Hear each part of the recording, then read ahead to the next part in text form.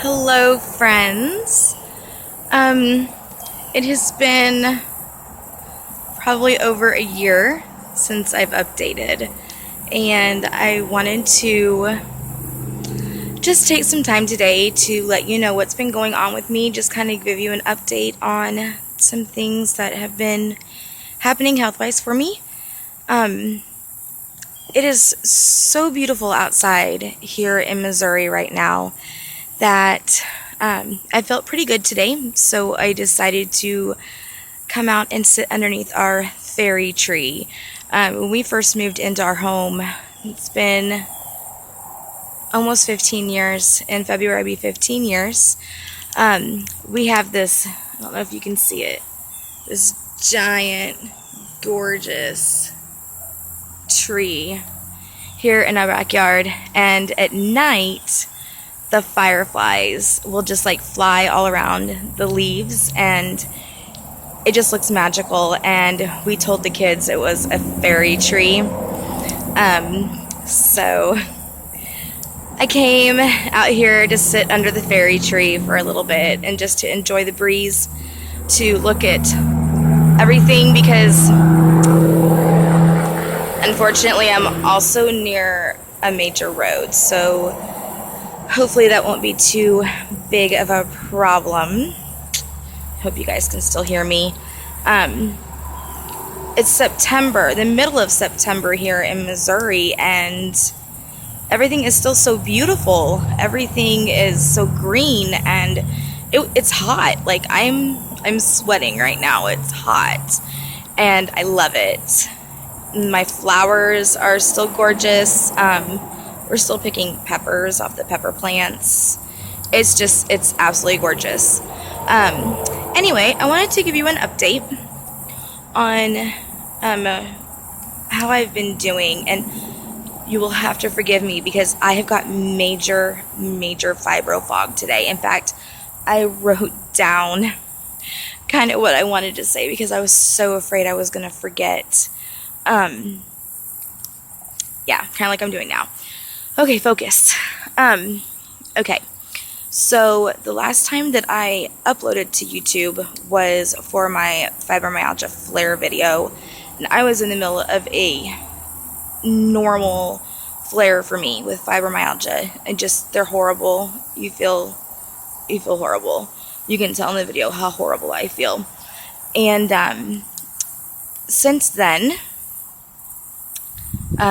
I've also still been dealing with the fibromyalgia, of course, and the other things that I talk about in my chronic illness tag videos, which are on Facebook on my channel. I think my channel's FibroJL.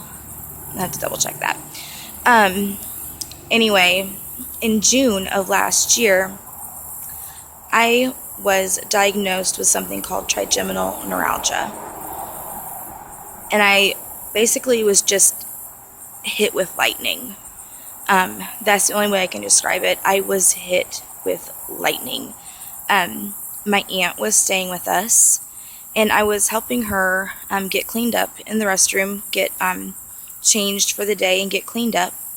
She's older and needed help. And just all of a sudden, I just fell to the floor, clutching my head. And it was only like the left side of my face, like perfect straight down and to the left. Just horrific electricity. I thought I was having a stroke. And so I was screaming, I'm having a stroke, I'm having a stroke. And my husband came rushing in, and we got my aunt settled back into bed. The pain had eased up a little bit, and he took me straight out to the emergency room. And by the time we got to the emergency room, the pain had started again. And the doctor knew immediately what it was, because I was only clutching like the left side of my face like this. And he said, "Where is the pain?" And I, showed him just the left, like perfect left side of my face. And I said, "I'm having a stroke. I'm being electrocuted." And he said, "No, you have trigeminal neuralgia."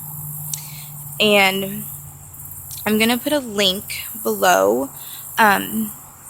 to kind of like talk to you guys more about what trigeminal neuralgia is, and I'm actually going to do a video on it, just to go into that more. So that completely changed my life again. Not only did I have just so many layers of pain, from spinal cord injury, nerve damage, to having fibromyalgia, to having some type of a connective tissue disease, an autoimmune issue, just so many layers of pain. And then all of a sudden I'm hit with trigeminal neuralgia, which is called the suicide disease. It's called the suicide disease because so many people who have it can't take the pain. It is the worst pain known to mankind, according to like medical doctors. It's the most pain that a person can withstand. These people who don't get adequate treatment or surgery or medication that works just to give them even just a little bit of relief, they kill themselves because they can't handle the pain. And I understand why, because it is horrible. I thought that my spinal cord injury and the nerve damage that's in my back and my legs was the worst pain. It is nothing compared to that. So I've been dealing with that. Also, because of the fact that I'm still on steroids all the time, which is why I'm still chubby. I'm a chubby bunny because of all the steroids. I'm getting sick all the time, just right in a row, all the time sick with the weirdest stuff I've never even heard of. Some of it I had never heard of. And so for the past 4 months, I wrote it down. I wrote it down. I kept a list because my doctor and I were kind of laughing about it, which is the best you can do. All you can do is laugh about it because it's just ridiculous, the things that I got right in a row. I'm going to read my list. I started out with strep throat. Everybody gets strep throat. That's not a big deal, right? I got strep throat. Well, I don't do anything normal. I like to go big or go home. So not only did I get strep throat, I got scarlet fever.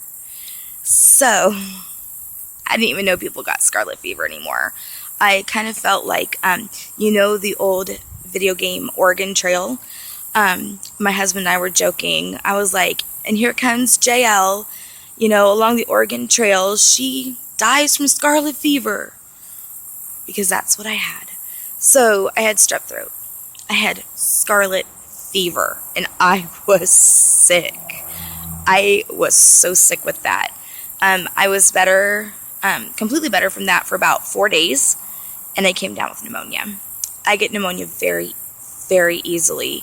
I don't know why. I guess it's just part of the immune system issues that I have right now. So I got pneumonia. That took about 3 weeks that time to get over, which is really good for me because sometimes I can be sick for 6 to 8 weeks with it. So about 3 weeks. And then one day, about a week after that, I was sitting on my bed and I was working online and I was doing some social media work for a friend. And I was sitting Indian style or crisscross applesauce, whatever you want to call it. And I was sitting on my bed that way. And then all of a sudden, it was like my bed, I don't know how to describe it. It's like I'm sitting on my bed like this. And then all of a sudden my bed went like that and it tipped. Like I was going head first off the bed. The whole bed tipped over. And I went, ah, like that. And my son came running in. And the bed hadn't actually moved. I had just kind of tipped over. I had just kind of fallen over like that on the bed. And he comes running in and I'm just like, ah, and I just, tip over on the bed. And I'm like, Dylan, the bed just fell. I just fell off the bed. And he's like, you didn't fall off the bed. You're fine. And so I tried to sit up again and the whole world was spinning. And I've had like vertigo before. I've had dizziness.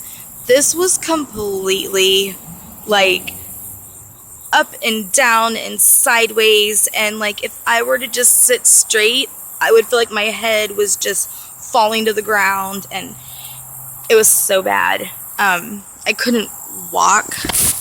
Oh, I just dropped my phone. My hand was getting tired. I had to switch hands. And I dropped the phone, of course, because I'm clumsy. I couldn't walk. I couldn't even lay down. It hurt so bad. I would throw up because I was spinning so bad. So I went to the doctor, and he said I had something called labyrinthitis. It is a virus in one of the facial nerves, like the labyrinth nerve. And so I got that, and it cleared up within 2 to 3 weeks. I had to do exercises and stuff where, like, you take a pen or your finger and you go like this and side to side, and you practice, like, you'll have a ball on the ground and you like lean over like this to pick up the ball, and all different things to try to get your vestibular system to kind of work again, because the nerve, the virus can damage the nerve. So I got that, and then at the same time as I had the labyrinthitis, I started just having blisters all over my skin, head to toe, blisters, open, raw blisters, and went back to the doctor, and I said, what is wrong with me? And I had staph. I had a staph infection on my skin. And we don't know why. My immune system sucks. So I had a staph infection on my skin, and I had to take medication for that. That was horrid. It was awful medicine. And that cleared up. I'm trying to look again. Okay, so after the staph infection, and the labyrinthitis got better, I ended up with pneumonia again. And that was the worst pneumonia I've ever had. Constantly having to go in and get shots, even having to be on oxygen at times, even lots of medicine, couldn't hardly get out of bed. Of course, it throws me into fibromyalgia flares, so you got everything on top of everything. Basically, it was just awful. So I have been dealing with all of that, one after another. The last 2 weeks, I have felt really good. I don't know if it's just because I'm not sick on top of all the other things I have, or that I'm just having a good couple of weeks.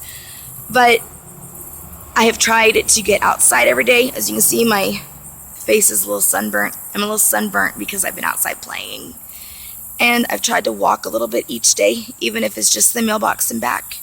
I've been sitting out on my front porch, watching my kids play. I've been reading. I've been writing. I have just been trying to get outside and enjoy this little bit of weather, because I didn't get to enjoy any of the summer. I was just so sick all summer. And so anyway, I wanted to give you a little update. I wanted to tell you that I'm going to be updating more. I'm going to be talking to you guys about different things. I'm going to talk to you about trigeminal neuralgia. I'm going to talk to you about some of the things that I use during my fibro flare-ups to kind of give me some comfort. They don't make it better. No, they don't take it away, but it kind of gives you a little bit of comfiness. I hope you guys are having a great day. I'm cheering you on. We just got to keep trying together. I'll see you later.